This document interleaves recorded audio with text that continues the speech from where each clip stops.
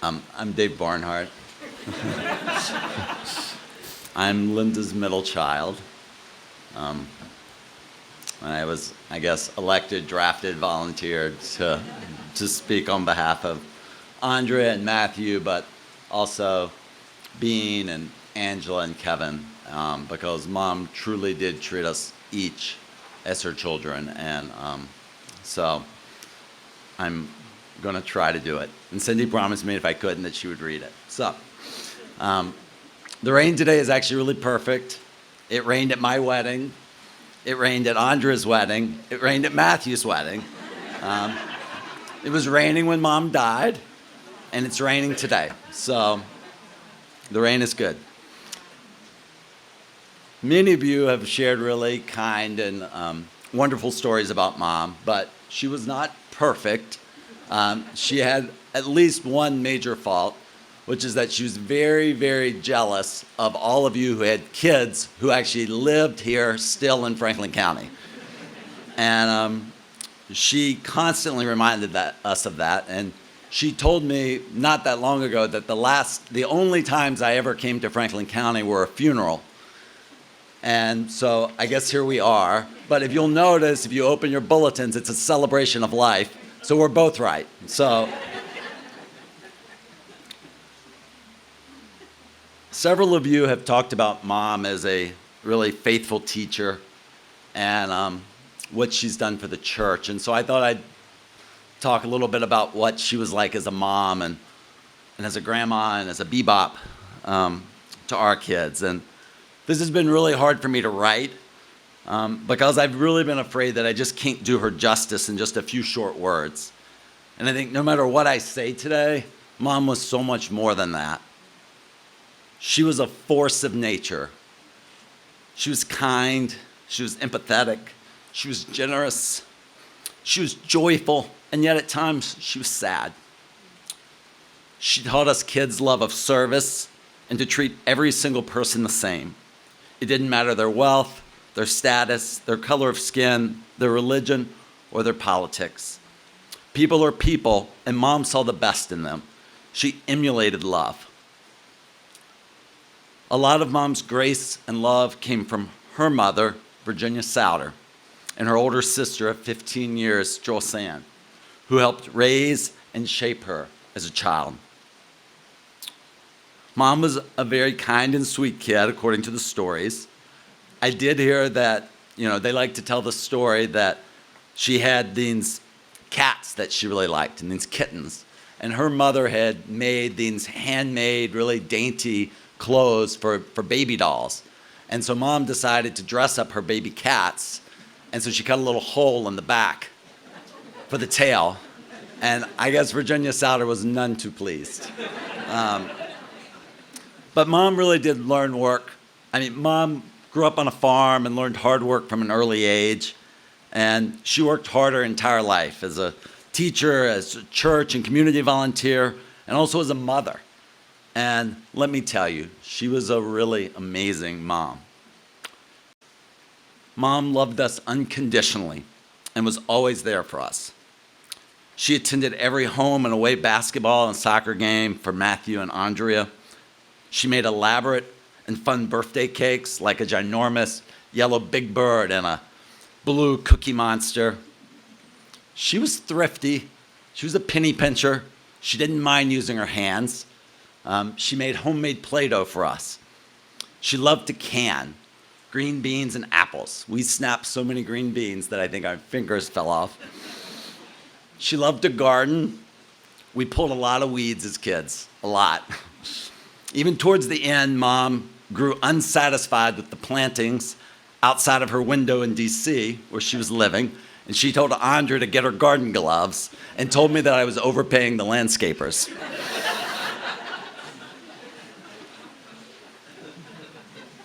Looking back at our childhood, Mom could be somewhat strict and a disciplinarian. She was a rule follower.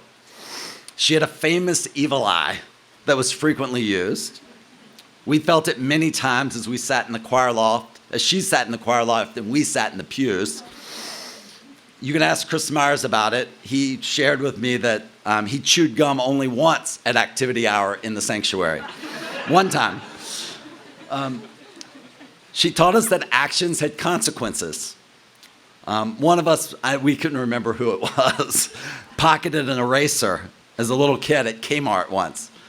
And it was probably a 20-cent item, and we were little, but when Mom found out, she made us return it, apologize. We spoke with the store manager, the security guard, and we got a very scary talking to about calling the police. When I got into trouble with friends, most of which I made here at Antioch, Mom did not hesitate to call their moms, which I absolutely hated. Bradley McCall and I once took a very, very short joyride on a golf cart that we didn't pay for when we were freshmen in high school. And Mom immediately called Marcia, and I remember how I tried to physically stop her because I was afraid I was going to lose all my friends. Mom was also the queen of ruling the household with guilt. She had that down, so much so that I may or may not have needed therapy for that sometime as an adult.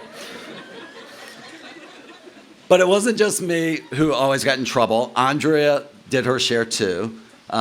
Mom loved gardening, and she had these beautiful indoor vines that draped down kind of this upstairs hallway down into her living room.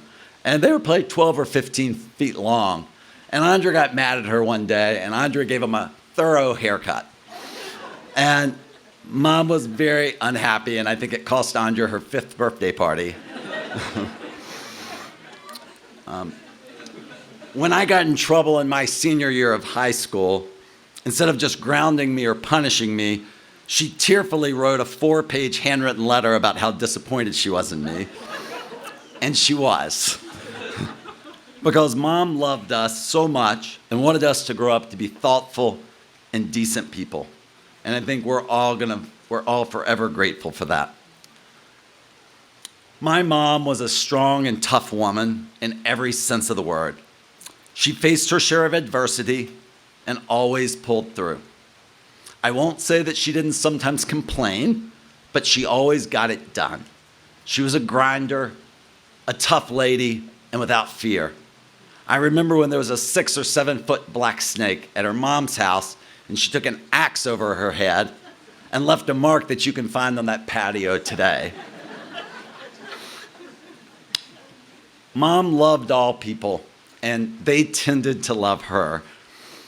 At my wedding, I hired her a driver to take her all around D.C. to the events, and he was Muslim.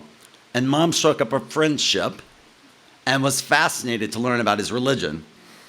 As Mom's health declined over the last few years, he ended up driving her back and forth between Franklin County and D.C., and she really loved and treasured those conversations. But that's Mom. She loved and she treated everyone with respect. As we talked in her final weeks about how she wanted to be remembered, she corrected our language about talking about her teacher friends. She wanted us to talk about her school family because she loved and was friends with not just the teachers, but the bus drivers, the cafeteria workers, and the parents. Mom did have a little bit of a flair for the dramatic. When the church did a talent show here, she was supposed to do a song, and I'm pretty sure she produced a full family production that was numerous acts. When she spoke at each of our weddings, she was given a 5-minute time slot and a very strict guidelines. And I'm 1,000% sure she just wholly ignored that and did whatever she wanted. At my wedding, she played a song that had 17 verses. It just went on and on and on. Mom's best attribute came late in life, being the world's best grandma. Mom's patiently, and at times not very patiently, waited to become a grandmother. As she found out later in life that Andrea and I were gay, and that Matthew got married to a wonderful but slightly older woman than him, Mom decided she was absolutely screwed. Mom pivoted and decided that she would love the kids that Angela had from a previous marriage as her own grandkids. And to this day, she loves Brett and Madison. But then, the miracles started to arrive. As Mom was diagnosed with stage 4 metastatic breast cancer, Angela was pregnant with twins at 42 years old. Mom was ecstatic. The cancer was of no concern to her. She knew her very best and happiest days were ahead, and they were. Soon, Peyton and Paige arrived, followed 3 years later by Harper and Mia. It's hard to put into words, but Mom is just about the best grandma and bebop in the world. Mom loved those girls in a way that is indescribable, and they adored her back. I'll never forget the hundreds of times that she held all of our babies and sang, "You are my sunshine, my only sunshine. You make me happy when skies are gray." Mom was always there for us in raising the kids. She would drop everything and jump in to help. She legitimately and physically moved, first to Charlotte with Matt, and then to DC with Kevin and I to help out. She jumped in to potty train Peyton and Paige when the parenting team was coming up short. My girls will probably be in diapers until they're 10, since she's not here to help. During COVID, she moved in full-time with us in DC, but she didn't want to neglect the girls in Charlotte. So she set up a daily, hour-long Zoom where she taught them letters and numbers using her letter people from her days as a kindergarten teacher. Mom would spend hours each day meticulously preparing her lesson plan for these Zooms. Peyton and Paige started kindergarten a few weeks ago, but we probably should have enrolled them in second grade because Mom already has it covered. Mom just loved those 4 girls, and she saved all of her energy to shower them with love. As she did chemo and other treatments, it never slowed her down with her grandkids. She never complained, she smiled. Her greatest gift to all of us was her unconditional love. She learned it from her mom, but also from Antioch, and how this community accepted and loved her as she did go through a divorce and the struggle of having a family that was a little different than what she had imagined. But she held strong in her faith. She relied on her Sunday school class and this church.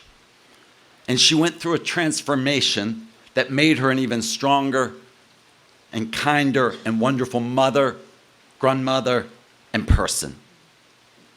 We kids also felt that love, grace, and acceptance in this community, and have always felt welcomed and at home here at Antioch. So many of you were her rock. She said over and over that she loved her 3 F's: faith, family, and friends. For that, we are thankful and eternally grateful to you. In closing, Mom was just a really kind and nice person. As we would go to her oncology appointments, Andrea and Bean would show up with a list of 15 or 20 thoughtful and detailed questions to ask. The doctor would ask Mom how she was, and Mom would just take over the appointment. And she would tell the oncologist about her family and her friends and her grandkids and her friends back in Franklin County. And she would just go on and on and on. She would even ask the doctor about her family and how she was doing and how she was holding up through COVID and everything else. And it was very frustrating for us as kids because Mom is here filibustering the entire appointment with these world-renowned doctors that are extremely busy. But you know what? Those doctors loved Mom.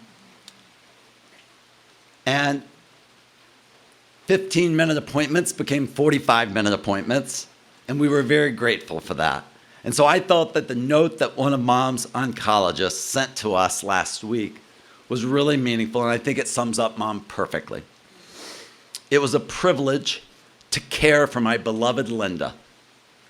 Linda reminded me every single time why we need to believe that the world is full of good people. She was grateful for life, and blessed us with her generosity, kindness, candor, and sense of humor.